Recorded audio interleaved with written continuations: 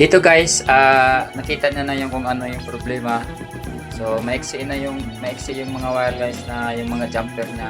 Sabi niya yung mga jumper daw ay hindi na nakakonekta, hindi na nakaabot. Kaya yung dalawang yan, yung jumper na sinasabi niya ay hindi na umaabot doon sa pinaka niya sa loob, kaya nagdi-disconnect, hindi makapasok yung kuryente. So iniwan niya lang yung isa para yan ang ay dalawa.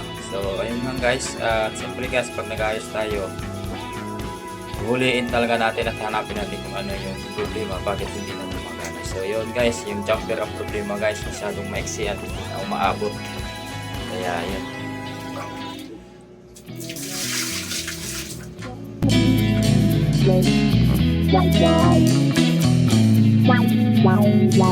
Dahil mahaba yung lag wire guys, dito na rin siya kukuha ng pang-jumper namin. At yan, pinabalatan niya para bago, kasi masyadong maiksi na yung dating ginagamit na pang-jumper. So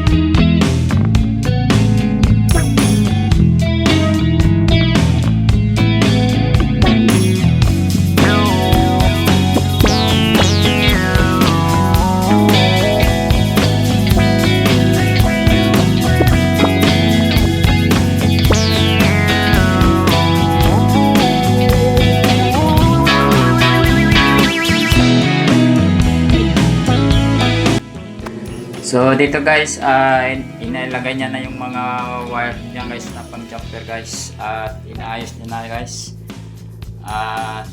Ayun guys, katulad ng mga ano guys, inayos niya yung mga connection para gumagana na yung dalawang ano. Ayan yung mga jumper niya guys. So kita niyo naman kung paano niya pinaga-connection yung mga yan guys. So lamang talaga pag may alam sa mga ganito guys. Ayun guys, tester niya na kung gagana na ba lahat yung mga plug ng yung mga payment plug yung saksakan niya guys. Ayun guys, siyempre gumagana naman guys. Maya ay ibabalik na rin yan. So ayun guys, pinapalatan niya na guys. Walang takot, walang ka-gloves guys, live wire yan guys. Pero inahawakan na pa yung isang live wires guys. Ito, kita nyo guys, inahawakan lang nyo guys. Kaya wag nyo lang gayahin yan guys kasi delikado mo talaga yan. Pero sa mga sanay na, inahawakan nyo lang talaga guys. Ayan, binabalatan niya tapos inahawakan ko yung pito. Talaga pa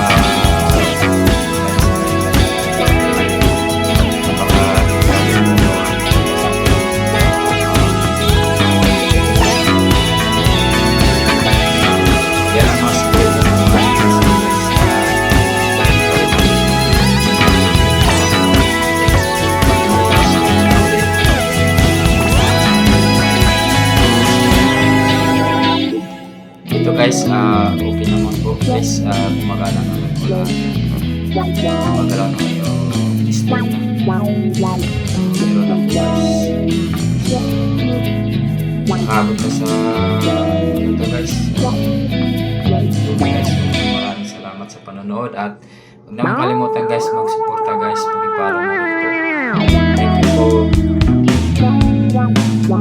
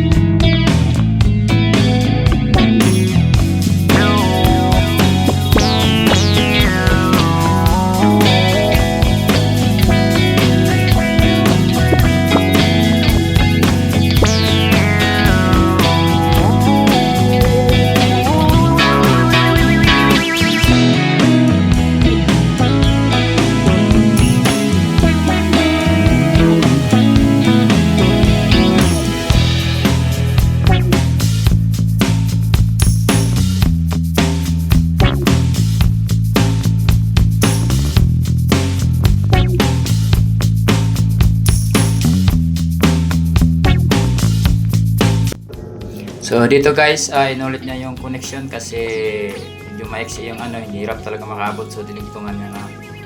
Dinugtong niya na yung isang jumper guys para mabot yan. At pagkatapos nito ano niya yan, i-tester na. So ayun, nice na. So maraming salamat talaga guys. Kalimutan mag-suporta guys, follow guys.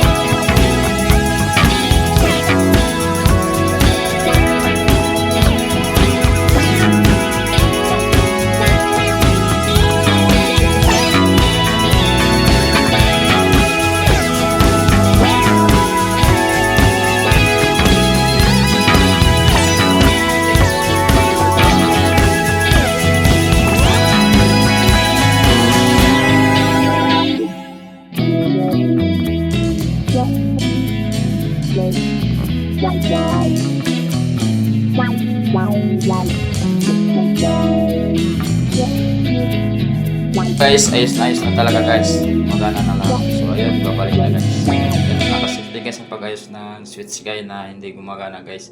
Yung jumper lang pala, hindi na nakaabot kaya naglulos connection. Kaya thank you for watching guys. Huwag nakakalimutan mag-support.